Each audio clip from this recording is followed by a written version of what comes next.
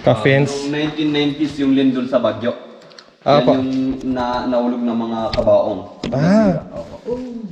Tapos yung mga laman po, tinatransfer na. Opo. Ito naman, pag may nakita pa mga ganyan, huwag nyong tatanggalin yan kasi yan yung nakawak dito sa mga bato, nakatulak lang. Baka wala na tayong madadaanan. Bubuho yung mga bato. Ano ko doon, kuya? No! God, please, no! No! No! Dito. Ito na yung starting. Hindi, syempre doon nga yan, pero dyan yung butas, dyan ka bababa. Wow! Ito yung mga minsan na disadvantage pag matangkad ka eh. Dito nagsisimula eh. Opo. Paano masabi? Wow! Slide lang. Nice. Yan. Ulo lang ah. Apo.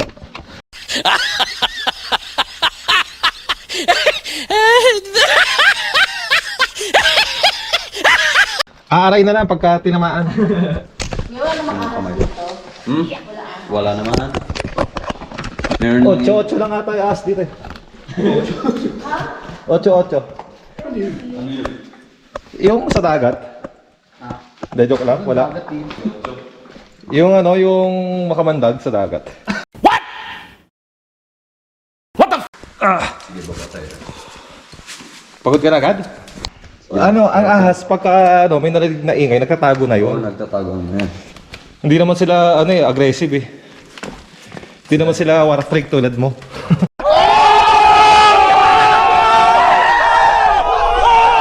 Sila sa tao. Meron yan for sure, pero nagtatago yan. Tulad yun, ayun, kita mo, may balat ng ahas. Kasi dito, mas lalo dito na matagal yung traffic. Kaya pag naboring na sila, pumapatong-patong sila ng mga bato. Activity na lang. Hindi ginawa namin ni Doc Mona sa 5,000. Yung isang tourist sabi niya, kung ilang patong daw yan, ilang patong na daw sa asawa mo. Ilang patong yan, oh. Patong-patong na. Daisy, damihan mo patong. Aray ko. Sige. Ingat dito dito kasi bangin dito sir.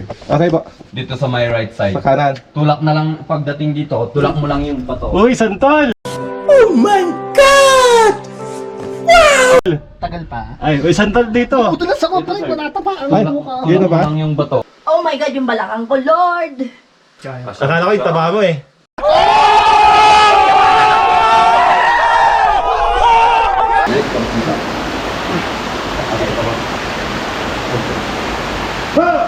Dito, pasok mo muna dito. Yan, nice.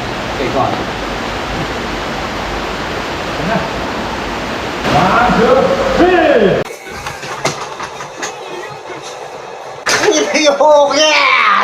Paano nangyari yan?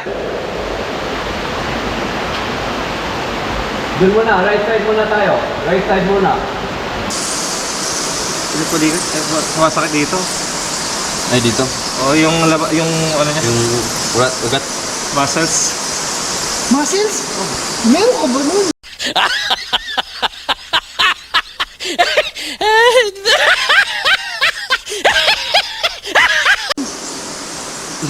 Yan na lang ko eh. Dadahanin ka na lang. Okay naman. Bumuti naman. Sige. Ah! Mention mo na kuya, 40 lang kasi siya. So, nagpapakita na yung mga sakit-sakit.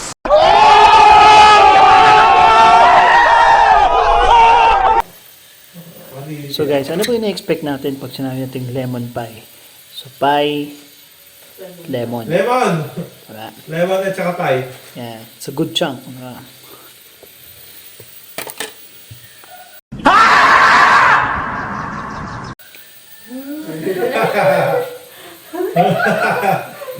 Masarap siya. Kailangan mo lang sigurong iset yung expectation mo na ang kinakain mo ay lemon na may pie. Na hindi siya yung kagaya na nabibili mo sa bakery na matigas yung gitna. Kasi may ganun, di ba? Yung parang pandaregla. Ito may dilaw, tapos tinapay. Hindi. Ganun.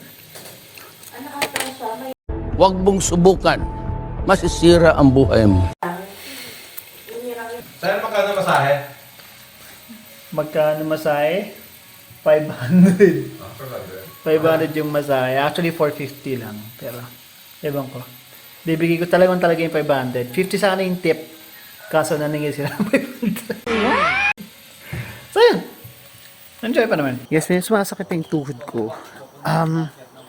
Hindi ko alam kung bakit. Siguro signs of aging, pero siguro kasi nagamit ko lahat ng force ko sa caving. Gusto ko yung may nag-explain dito kung bakit Kaya- masakit yung tuhod. Hindi ko mag-guess mas masakit eh.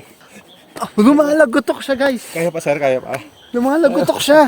Kaya pa. You're serious? Me? Me? What? What the f? Ako? Sumasakit ang tuhod.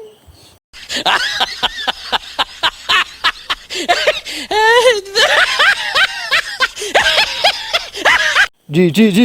Mo lang yan? G. Nag-abang mo. G.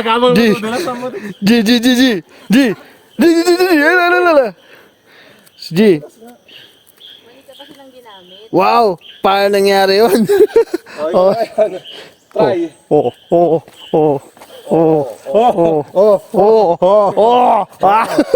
Kala mo, masakit pa tuhod ko dyan. Ito nga yung natin magiging 3 hours ito dahil sa...